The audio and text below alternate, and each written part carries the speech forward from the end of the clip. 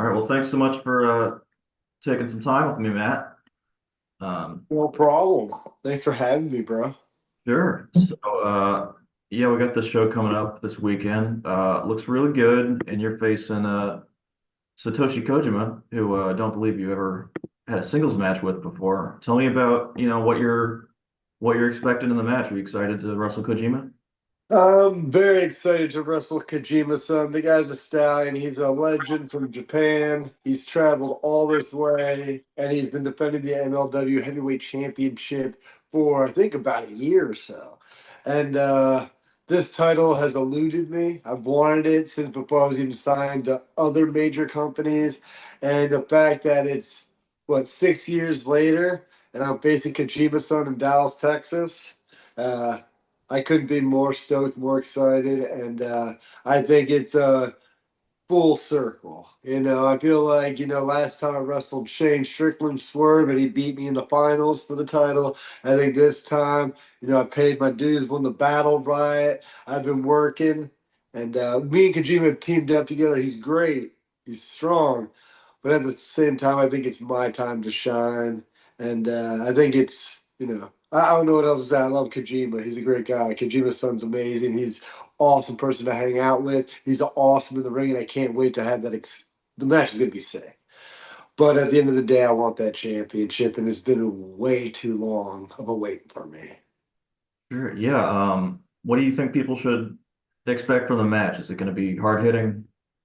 Yeah, I don't speak Japanese. He doesn't speak much English. I think there's only one way this match goes down, and I think it's just going to be a very physical match. You know what I'm saying? It's going to be physical. It's going to be rough. But we're really good. I'm very proud of what I've accomplished, my skill set in the ring, and Kojima is just as good, if not better, and has definitely more years of experience than me. So I don't see how this match isn't going to be a barn burner. And I think he knows what's on the line. I know what's on the line, and dude, like we're gonna go in. Sure. Yeah, you brought up that you were in the very first MLW, well, since the promotion came back, the very first MLW title match. How would you say, you've grown as a performer, as a wrestler since that time? Oh, well, I've definitely grown a lot. Maybe not physically. I'm probably about the same weight and size. I don't dabble in things like that. But at the end of the day, it's just been a long time.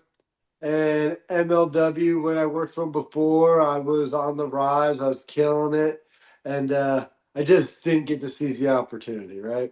And then over the years, working for certain companies, winning tag titles, being part of some of the biggest tag teams ever, from Broserweights to Arcade Bro to whatever. Dude, and not only that, I've won titles in Japan. I've wrestled everywhere and everyone under the sun. So I don't know, man. I've been on every continent since wrestling. I've done it all. What manias, you name it. And like I said, we were talking earlier, full circle. Yeah, And this is the full circle, and I'm almost there. great. Something I'm excited about for this show is, there's a big amount of participation from CMLL wrestlers, the luchadors. Yeah. Um, and you've had some experience in Mexico, I know, working with the Crash and AAA. What would you say are some of the big, for people who are unfamiliar with lucha, what are some of the big, I guess, differences or some of the defining traits of lucha wrestling? Lucha is, I'll say it's a little more intense at times, especially when you're wrestling in Mexico. You don't speak Spanish, and you're a good guy, but the crowd's really not on your side because you're a gringo down in Mexico City or what have you. But their style is a lot faster. It's a lot higher intensity. And that goes from start to finish, bell to bell. I think, my style is even that a little different than an American pro wrestler in the sense of with my mixed martial arts background. I try to mix it up. I don't run the ropes as much. I don't do certain things. And I don't do it because I'm not as good as everybody else at it. And it also helps me stand out and stays true to my character and my background. But with the lucha style, dude, it's nonstop action. You got to be in the right place at the right time because if you're not, you're gonna get hurt or somebody's gonna get hurt, and it's it's intense. I think lucha is very intense, and I mean lucha is technically wrestling, but Mexican style wrestling, lucha style wrestling is just it's a different pace. If you can work lucha style, you can probably work any other style under the sun and be okay because it's intense. They go start to finish, and just a lot more risk, right? A lot of dives, a lot of ranas, a lot of poison ranas, destroyers, you name it. Anything with a flipper or twist, they're all doing. So, and they do it well. They do it better than anybody else in the world, and that's why they are like the king of Lucha. And CMLL is probably the top company. I know I've worked for AAA and I've worked for the Crash, and they're awesome as well. But CMLL is probably, this the standard. Like if you're when you watch a show that they throw, it's a different level. It's kind of like watching a New Japan show compared to some other shows, right? It's there's levels to it, and they're definitely on the top of the game, CMLL. Yeah, and we've seen some MLW wrestlers go over to work CMLL some this past year. I got to ask, is there any shot that we see Matt Riddle in a ring in Mexico this year? Would that be something you'd be interested in? I'm very interested. I think my people are talking to their people. Like I said, there's a little language barrier for me. Uh, but I know we're very high on one another. I would have said the things I just said if I wasn't high on them. And we've talked. I think it's just a matter of right time, right place, and just the world's always changing, and the key is to keep things fresh. So I think it was good that they used certain talent, back and forth, and maybe I'll have my chance in 2025. The year is still pretty fresh. I'm hoping to win this title at the beginning of this year, maybe work CMLL by the beginning of this year. It should be a good year. So far, pretty busy. Right. Um, when I think of Matt Riddle in Dallas, I think of that 2016 WrestleMania weekend. I know a lot of people they consider that one of the best WrestleMania weekends ever, and that was your first one. You had those matches involved with Thatcher and Zack Sabre Jr. What are your memories of working that weekend? That was my breakout weekend. I've worked and wrestled a couple people. Then I was working with Evolve. But for the most part, a lot of the fans didn't like me. They just chant Baby Lesnar at me and stuff like that. And but I was like, I was getting my respect. I had to pay my dues one way or another. Regardless if I was in the UFC. And that WrestleMania weekend, I was never a part of a WrestleMania weekend. Never been to a WrestleMania weekend. And when I went and I saw the crowd for the Think Evolve and the Super Show and everything, we pulled a couple thousand people. And of course, it's indie style, so it's like a bar. It was like a Texas, it was a big building. I remember that, but it was like a bar, kind of saloon looking place. Yeah. It's Yeah. and dude, it was epic. I remember Osprey, they were in a 6-man tag and Osprey doing crazy stuff. But I think Kota Ibushi, right? Yeah. He was, yeah, dude. And it's a great weekend. But I wrestled Zack Sabre. I wrestled Timothy Thatcher, who's two of my favorite people to get in the ring with because they're my kind of style of wrestling. Definitely not lucha, you know. But uh, but yeah, that was my breakout week. I remember when I got the bro started. I was already saying bro quite a bit, but it was you had to do something to make it catch. And I remember I was finally beating Zack Sabre Jr. And when I put him in the bro mission, the twister, I yelled bro, cranked it, ripped it, got the win. And then when I stood up, the whole crowd was chanting bro. And by the end of the weekend, every time I walked to the ring or got near it, it was just bro chants. So for me, 2016 in Dallas was like, and here we go again, full circle, right? Oh, So for me, it's awesome. I can't wait to be back and get to do something very similar by winning the MLW Heavyweight Championship. sure. So, when you left WWE last year and you returned to MLW in the indie scene, it's a very different scene than when you left it. There's a whole other company, obviously, with AEW. How would you say the wrestling scene outside of WWE has changed since, you went there in 2018? Well, when in 2018, the independent scene was thriving. It was still on its boom. I believe the boom started to happen after the WWE Network launch, and more people were able to get all that content at an affordable price. And once that happened, I felt like the independent scene blew up. I remember Cody Rhodes coming back to the Indies, and I was on a flight with him. And we were working in the UK like 5 days a week. And he's just like, dude, it's never been like this. It's a boom. And I was like, oh man, like I don't know. I just got here, right? Uh, but then fast forward, wrestle WWE, leave, and then coming back. And now I know during COVID, the indie scene took a brutal hit. And but when I came back to it, I was kind of worried about it because I knew it took a hit. And honestly, a lot of companies are still rebuilding and still regrowing because they lost a lot of what money, talent. If you didn't lose talent to medical issues or just life, you lost it to WWE or AEW or TNA or one of these guys. And a lot of the companies are making it more strict to work other places and etc.